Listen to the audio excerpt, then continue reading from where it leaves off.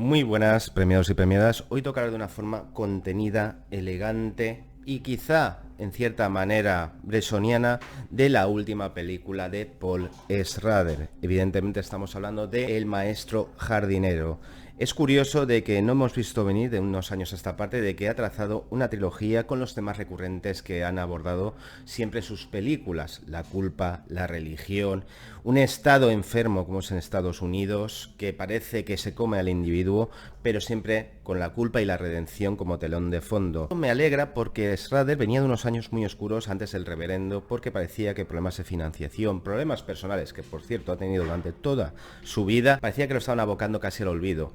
Ha contado desde el reverendo con un favor por parte de la crítica y digamos del mundo y de la industria, que es enhorabuena porque ha realizado muy buenas películas desde el reverendo. El contador de cartas seguía trazando esa línea de personajes torturados por la vida, por el pasado, que buscan una opción redentora. Y aquí evidentemente vuelve a contarnos, hay que ser claros, la misma película pero cambiando el contexto. En vez de el mundo de la religión, de los fanatismos de religiosos en Estados Unidos, en vez de la guerra y las torturas que se llevaron a cabo, por ejemplo en la administración de Bush, pues ahora toca hablar de la administración de Trump a través de abordar tanto los problemas relacionados con el supremacismo blanco, es decir, la extrema derecha, o también la crisis del opio que está viviendo ahora mismo Estados Unidos, y siempre a través de un personaje torturado que está buscando, como vuelvo a decir, una opción redentora. Aquí en este caso contamos con Joel Edgerton interpretando a un horticultor metódico, que todos los días tiene la misma mecánica: trabajar de una forma brillante,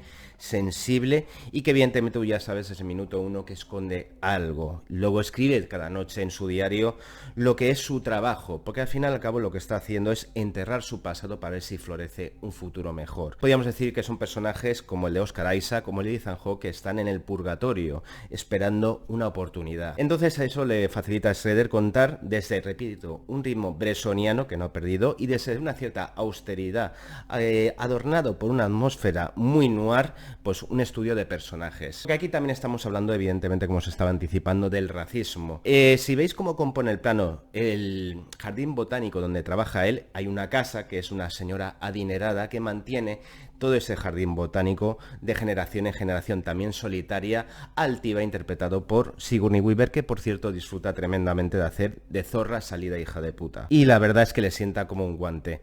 Al final son estados casi parasitarios. Nuestro protagonista ha aceptado que este es un rincón en el cual, como en el jardín del Edén, puede tener opciones de ver florecer un nuevo yo, dejar el pasado atrás.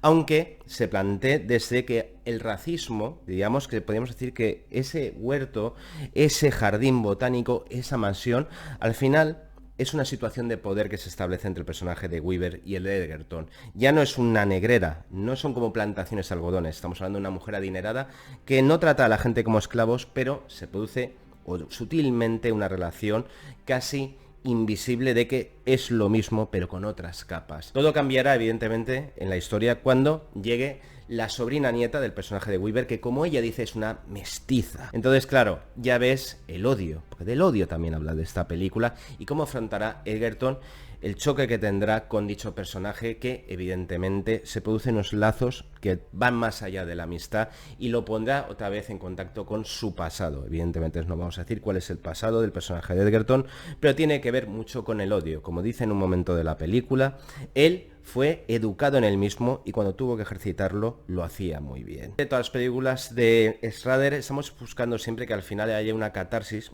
emocional, que también la hay en esta película. De hecho se produce a través de el sexo, que es otro de los temas recurrentes de la filmografía de Schrader, pero lo hace de una elegancia y una puesta en escena modélica que la verdad hay que levantarse y aplaudir. Hay dos escenas casi, no voy a decir de sexo, pero sí de preludio del mismo. En una, con el personaje de Weaver, que evidentemente, tal y como te lo plantea, ves que es una situación de vergüenza, de culpa y de poder por parte del personaje de Weaver. Cuando llegamos al personaje de su sobrina, es una posición de redención, de perdón, y lo traza de una forma, yo creo que brillante, con elegancia y con cierta sutileza.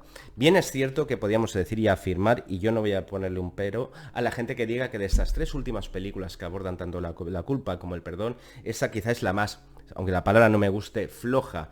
Quizá da demasiadas vueltas en círculos a lo largo de la película y le cuesta, digamos, o arranca demasiado tarde o le come las prisas a la hora de el desenlace, que por otro lado es un desenlace bajo mi punto de vista valiente, porque es un Schrader más contenido desde el punto de vista de la violencia.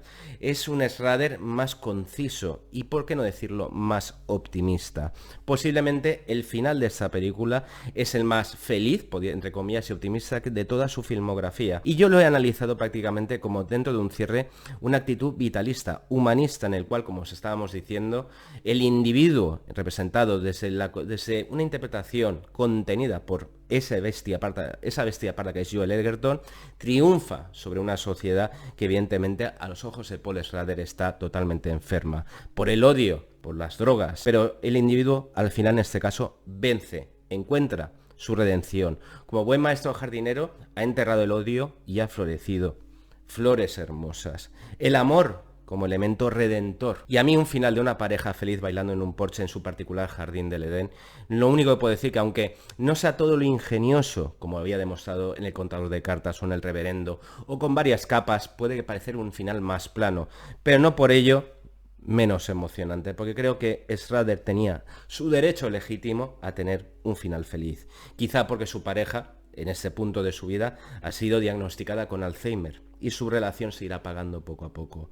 Por lo tanto, ese lirismo, esa elegancia, esa reiteración de los hechos que ha hecho grande últimamente el cine de Schrader sigue estando ahí. Yo podría decirlo de una forma vulgar, este tipo de cine es mi mierda. Personajes torturados, muy jodidos en el fondo, que tú sabes que están a esto de liar la parda, pero aquí ha elegido una contención maravillosa y mirando con optimismo lo que es el futuro de los protagonistas, en este caso del maestro jardinero. Quizá demasiado acelerada, repito, en su conclusión, pero yo, este tipo de cine, en el cual es como tomarse un whisky tranquilamente, viendo cómo el hielo se funde con el mismo, lo he gozado tremendamente. Cine atemporal, cine que ya parece que está condenado a desaparecer, como posiblemente Paul Schrader. Aún así, lo he gozado tremendamente, y aunque sea la más floja de esta trilogía de la redención, por así decirlo, con temas recurrentes de toda su filmografía, creo que merece tremendamente la pena. Aunque sea solo por ver a un Joel Edgerton, que, repito, qué actor es este tío, qué actorazo es este tío, viendo cómo ve discurrir el tiempo y viendo que a través de esa mirada esconde las marcas del odio del pasado, pero cómo poder enterrarlas y hacer germinar cosas maravillosas. Como siempre os digo, premiados y premiadas, se os quiere y seguid yendo al cine.